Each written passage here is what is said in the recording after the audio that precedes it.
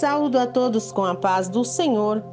Vamos com nosso propósito 150 salmos em 150 dias. Não perca, logo após a leitura do salmo, uma reflexão e Deus tem uma palavra para o seu coração. Nós vamos meditar hoje o Salmo 109.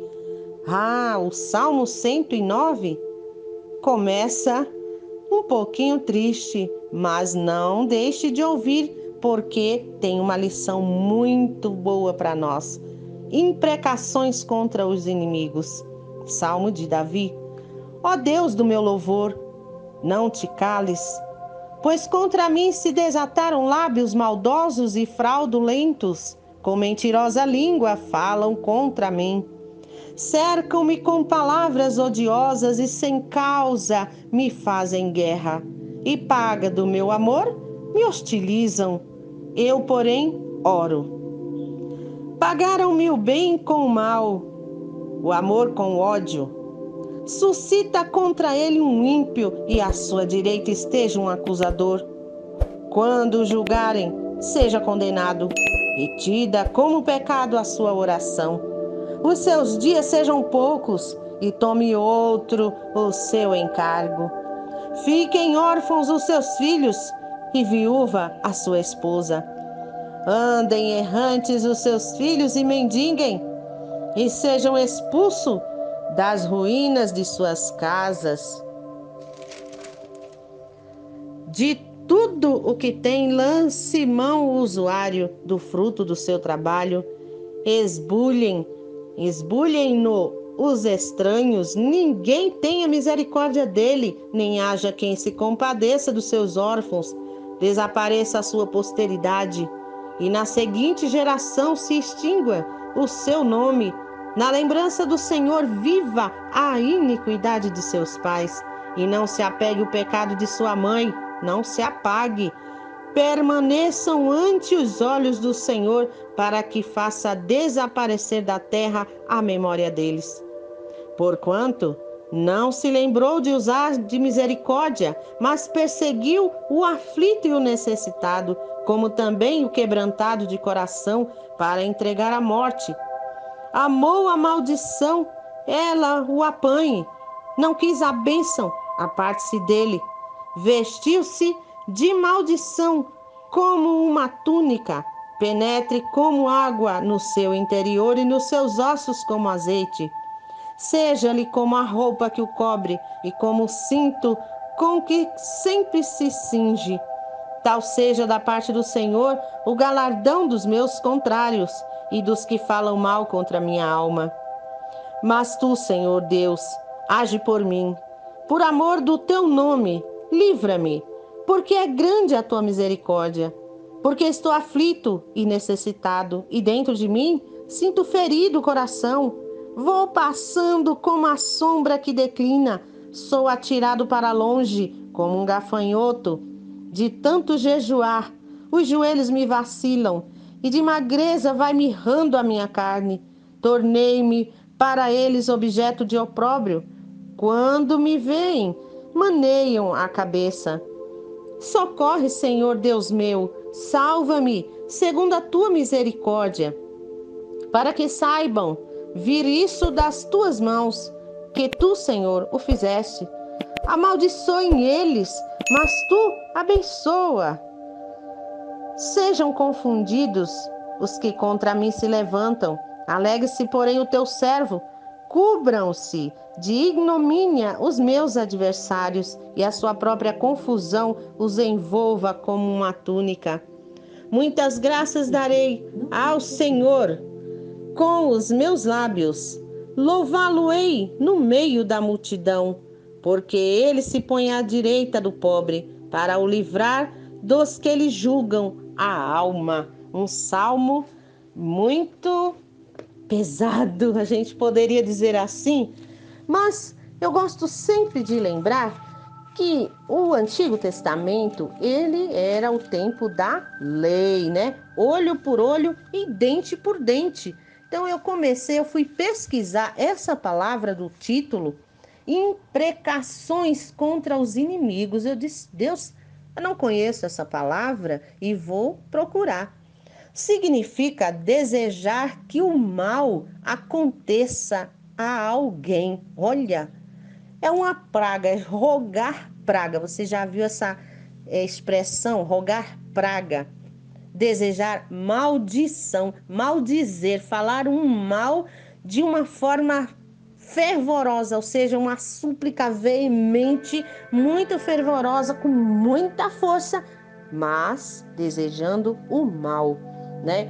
Agora, Davi, ele falou coisas aqui horríveis, né? Desejou que a morte, que seus filhos ficassem órfãos, a esposa ficasse viúva e todos os seus bens se acabassem e o povo viesse contra. Nossa, meu Deus, foi terrível as pragas que ele rogou aqui.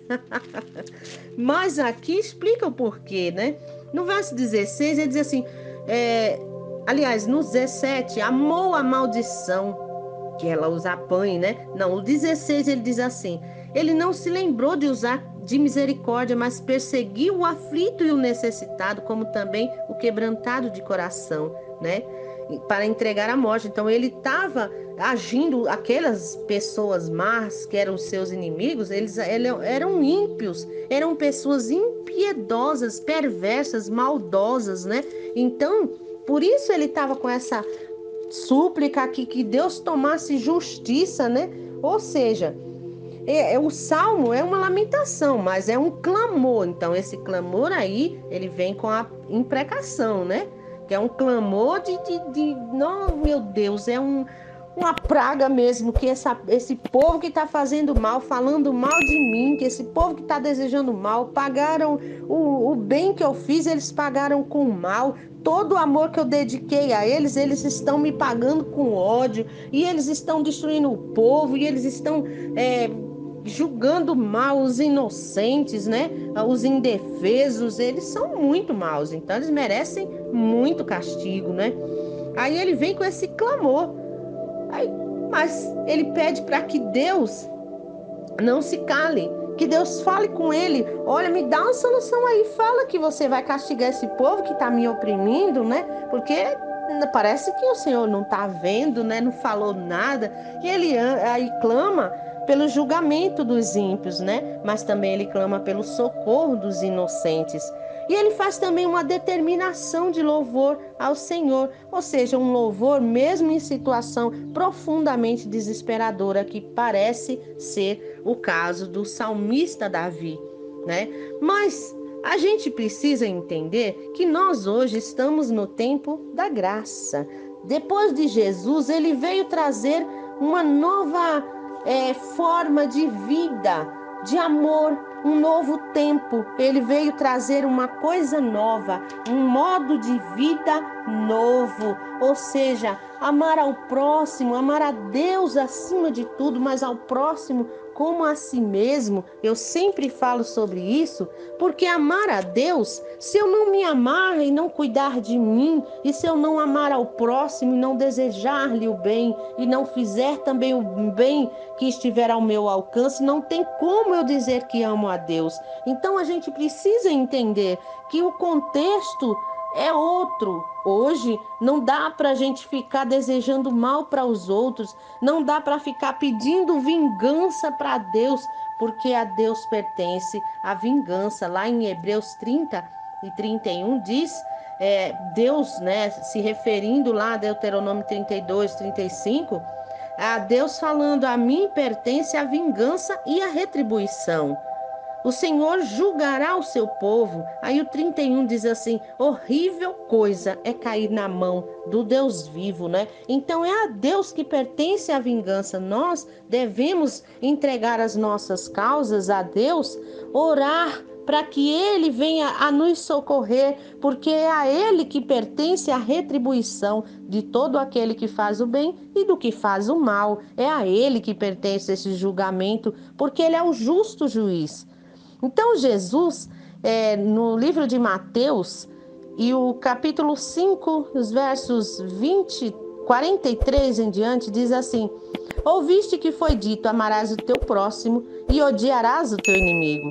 Eu, porém, vos digo, amai os vossos inimigos, Abençoai os que vos amaldiçoam, fazei o bem aos que vos odeiam e orai pelos que vos tratam com maldade e vos perseguem, para que sejais filhos do vosso Pai que está nos céus, porque ele faz que o seu sol se levante sobre maus e bons e faz chover sobre justos e injustos. Pois se amardes os que vos amam, que recompensa tereis? Não fazem os publicanos o mesmo? E se saudares somente os vossos irmãos, o que fazeis mais do que os outros? Da mesma forma, até os publicanos. Sede vós, pois, perfeitos, como é perfeito o vosso Pai que estais no céu. Louvado seja Deus, porque Deus é perfeito e nós precisamos seguir exemplos como os deixados por Jesus, deixar que Deus resolva as nossas causas. Se tem alguém nos afligindo, se tem alguém nos caluniando, se tem alguém nos maldizendo, nos desejando mal, não vamos nos tornar iguais, vamos fazer a diferença, porque aquele que vive para Deus, que vive com Deus, que veio para servir a Deus, para ser filho de Deus realmente, ele precisa ser diferente, fazer a diferença, orar, sede misericordiosos, assim como Jesus nos ensinou.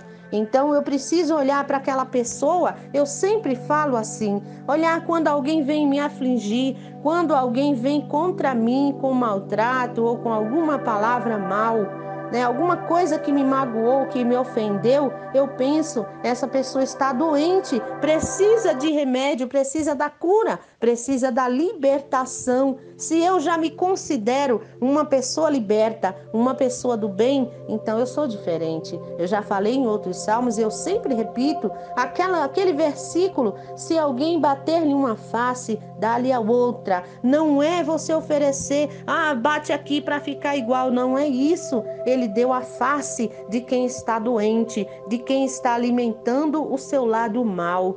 Eu estou alimentando o meu lado bem.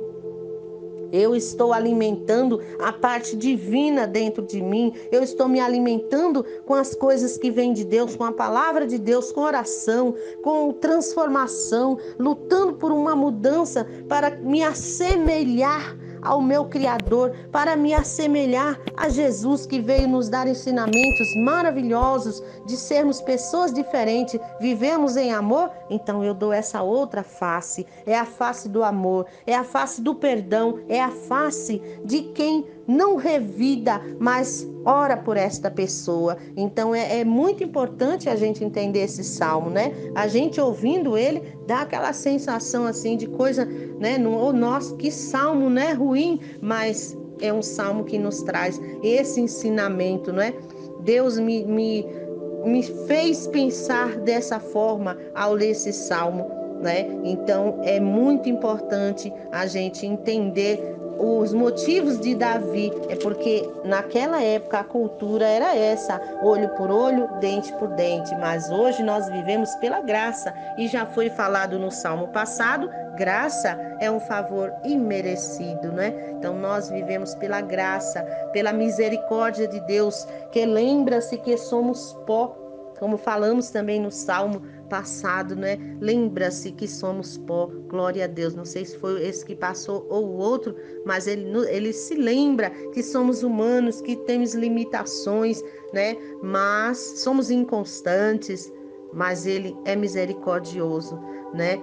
Aí a gente já entendeu essa parte aí das pragas que ele jogou, né? Da sua maldição aí contra os seus inimigos, né? Com a imprecação, mas agora a gente atenta para o pedido de socorro. No verso 21 ele diz: mas tu, Senhor Deus, age por mim, por amor do teu nome, livra-me, porque é grande a tua misericórdia, porque estou aflito e necessitado, e dentro de mim sinto ferido o meu coração, né? Aí ele diz: eu vou passando como a sombra.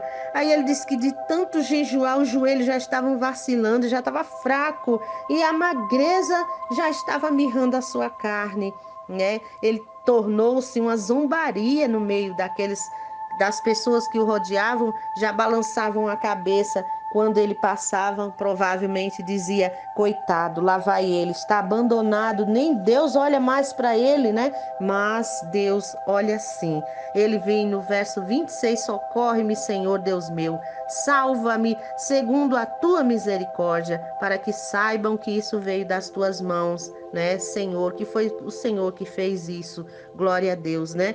Mas que nós possamos colocar as nossas aflições diante do Senhor, pedindo por socorro, sabendo que Ele é o justo juiz, que Ele que julga as nossas causas, mas que Ele está pronto com as mãos estendidas para nos salvar, para nos abençoar, para nos dar a vitória, não é? E ele vem, o verso 30, muitas graças darei ao Senhor com os meus lábios, louvá-lo-ei no meio da multidão, porque ele se põe à direita do pobre para livrar dos que lhe julgam a alma. Deus é o nosso justo juiz, é o nosso socorro bem presente na angústia, é o nosso auxílio, é o nosso escudo, Ele é a nossa salvação, Ele é a alegria que pode encher o nosso coração, mesmo em meio à luta, à tribulação. A alegria de Deus é a nossa força, que essa força invada o nosso coração a ponto de nos fazer esperar, aguardar no Senhor com alegria, com confiança, com certeza de que Ele está conosco. Como disse Jesus, estarei convosco todos os dias, até a consumação dos séculos, né? Ou até a nossa partida. Nós não sabemos a hora que vamos partir daqui. Eu já ouvi casos de pessoas que queriam partir desse mundo, estavam acamadas, clamando para partir, para ir embora. E precisava de um perdão, aguardava um perdão. Eu mesma já orei por uma pessoa que falou para mim, quase não falava mais, uma pessoa muito querida, né? Já bem idosa, e disse para mim: eu quero ir para casa, eu quero partir.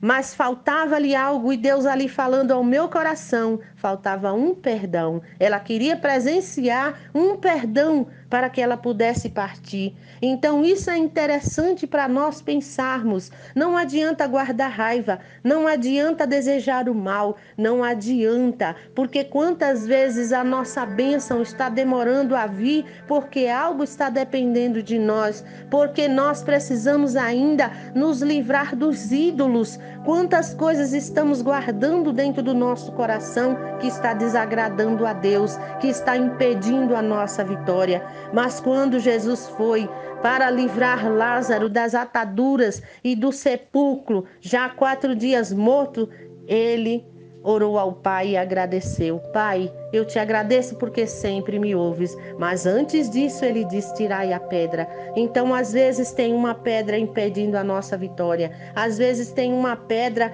impedindo uma cura. Tem uma pedra impedindo que você receba a bênção que você tanto clama. Talvez você já está exausto, como o salmista disse. Ele já estava fraco de tanto jejuar. Ou ele já estava seco porque não tinha mais nem como se alimentar, de tanta dor sentia na alma, o coração ferido, mas faltava-lhe alguma coisa, né? Então, quem sabe nesta hora, você ouvindo essa mensagem, vai orar para que Deus mostre a você: Deus, o que está faltando para mim receber a minha bênção, para receber a vitória, para receber a minha cura, a solução desse problema. E Deus vai mostrar a você. Entra com humildade no templo do Senhor. O templo é o seu coração, é a sua mente, é o seu eu, o seu espírito, a sua alma estejam contritos, um coração contrito com Deus, humilde diante de Deus, suplicando: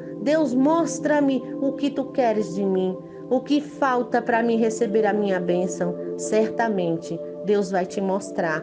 E se é um perdão, pisa em cima desse orgulho, pisa em cima dessa vergonha de chegar até uma pessoa e dizer: me perdoa, eu quero esse perdão. Agora tem uma coisa: esse perdão tem que ser sincero, tem que sair de dentro de você. O que é perdoar? Eu sempre falo isso. Perdoar é ressignificar. Não é passar uma borracha, porque a gente não vai ficar com amnésia. A gente não vai esquecer o que aconteceu.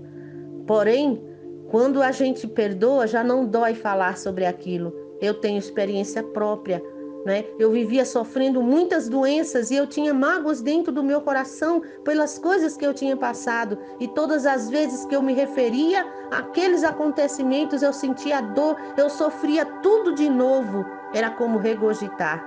Mas quando eu consegui perdoar de verdade, aí eu já hoje posso falar no assunto, se servir de experiência para outros, não de bobeira, mas para servir de exemplo, eu falo e não dói mais.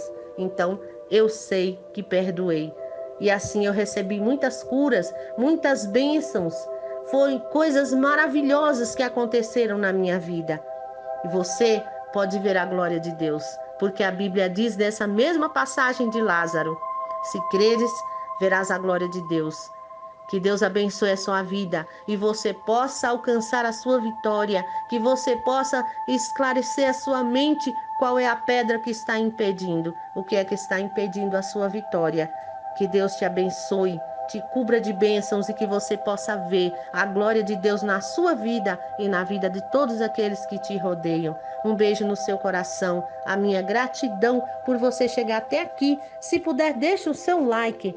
Se puder, compartilha com alguém, leva essa palavra para alguém, abençoa a vida de alguém que pode também estar precisando dessa palavra. E assim o YouTube vai entender que esse conteúdo é relevante, que é inspirador, que pode servir para mais alguém e recomendar assim para que a gente alcance cada vez mais vidas. Deus te abençoe. Um beijo grande. Gratidão.